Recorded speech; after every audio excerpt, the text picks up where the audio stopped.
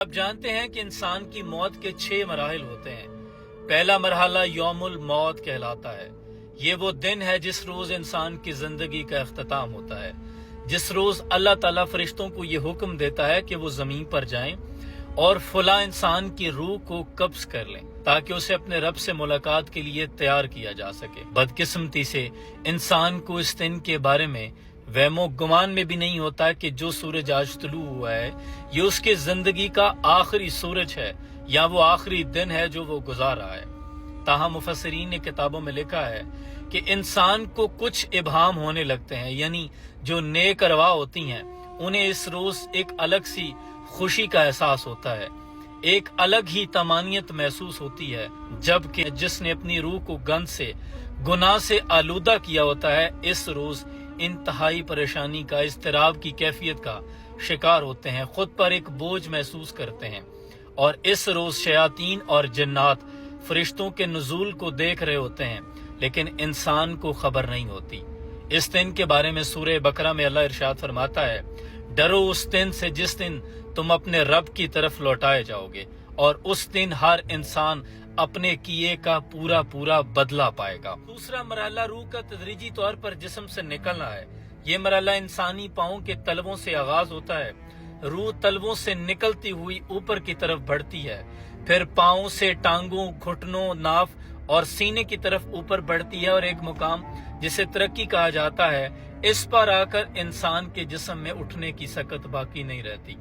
انسان شدید گھبراہٹ چکر محسوس کرتا ہے، لیکن اس کے باوجود یہ نہیں سوچ پاتا کہ یہ میری جسم سے روح قبض کی جا رہی ہے،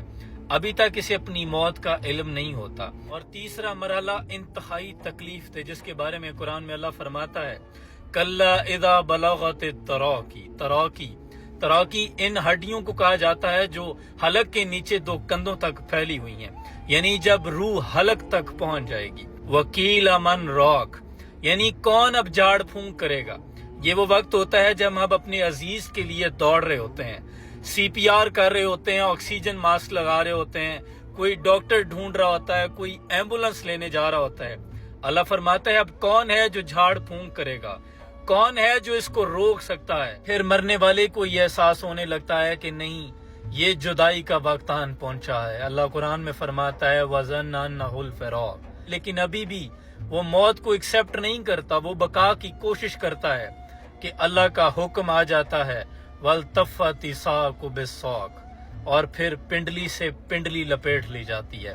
حضرت کعب بن مالک نے گنہگار آدمی کی موت کی سختی کو یوں بیان کیا ہے کہ گویا ایک شدید کانٹے دار ٹہنی ہو اور اسے زور کے ساتھ کسی انسان کے پیٹ میں دھنسا دیا جائے، اور پھر ایک طاقتور شخص پوری طاقت کے ساتھ اس کانٹے دار ٹہنی کو برابر باہر کھینچے تو ان کانٹوں کو وہ جو جسم کے اندر پیوست ہوئے ہوتے ہیں ان کو جب کھینچا جائے تو جسم کے لوتھڑے اور آنتیں اس کے ساتھ کھینچی ہوئی باہر آئیں۔ استغفر اللہ لمان لفیظ، یہ موت کی سختی ہے۔ اس طرح انسان کو تکلیف محسوس ہوتی ہے، لیکن نیکوکار شخص کے لیے یہ بھی بشارت ہے، اس کی جب روح قبض کی جاتی ہے تو آسمان سے نورانی شکل کے فرشتے اس کے پاس آتے ہیں اور اسے سلام کہتے ہیں، یہاں تک کہ اس روز اسے ایک انتہائی خوبصورت مشک کی خوشبو محسوس ہوتی ہے، اور جب اس کی روح آسمانوں کی طرف اٹھتی ہے تو آسمانوں کے ملائکہ اس پر سلام بھیجتے ہیں اور اس کے لیے آسمان کے دروازے کھولے جاتے ہیں۔ اس سے اگلا مرحلہ ہے چوتھا مرحلہ جسے حلقوم کہتے ہیں۔ پھر انسان کی آنکھوں سے سارے پردے ہٹا لیے جاتے ہیں۔ اس کے بارے میں اللہ قرآن میں فرماتا ہے کہ اب تمہاری آنکھوں سے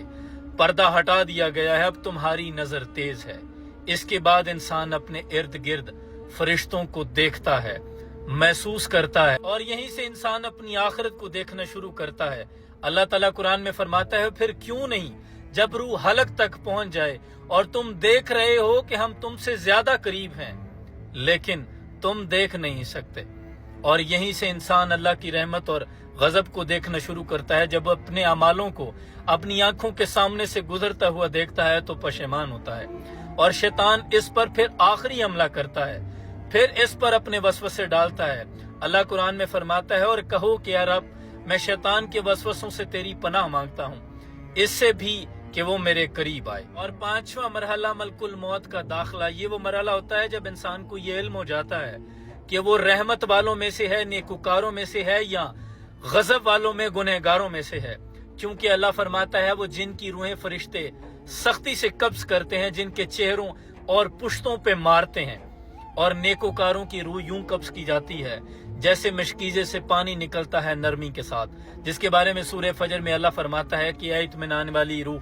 اللہ کی طرف لوٹ آ، راضی اور مرضی میرے نیک بندوں میں شامل ہو جا اور جنت میں داخل ہو جا۔ چھٹا اور آخری مرحلہ جب انسان کو یہ علم ہو جاتا ہے کہ وہ مر چکا ہے، واپسی کا کوئی راستہ نہیں، اللہ کا عذاب دیکھتا ہے تو گڑ گڑاتا ہے، چیختا ہے، التجا کرتا ہے کہ اللہ مجھے بس ایک موقع دے دے، مجھے واپس بھیج دے تاکہ میں نیک عمل کر سکوں۔ تو سورہ المومنون میں اللہ فرماتا ہے کہ ہرگز نہیں، بس یہ ایک بات ہے جو یہ کہہ رہا ہے، اب اس کے پیچھے ایک پردہ ہے قیامت کے دن تک کا، یہی وہ موت کی سختی ہے جسے تم جھٹلاتے تھے جو آ کے رہے گی۔ اللہ کریم ہمارا خاتمہ بالایمان فرمائے۔ اللہ سے دعا ہے کہ ایمان پر موت نصیب ہو، آمین ثم آمین۔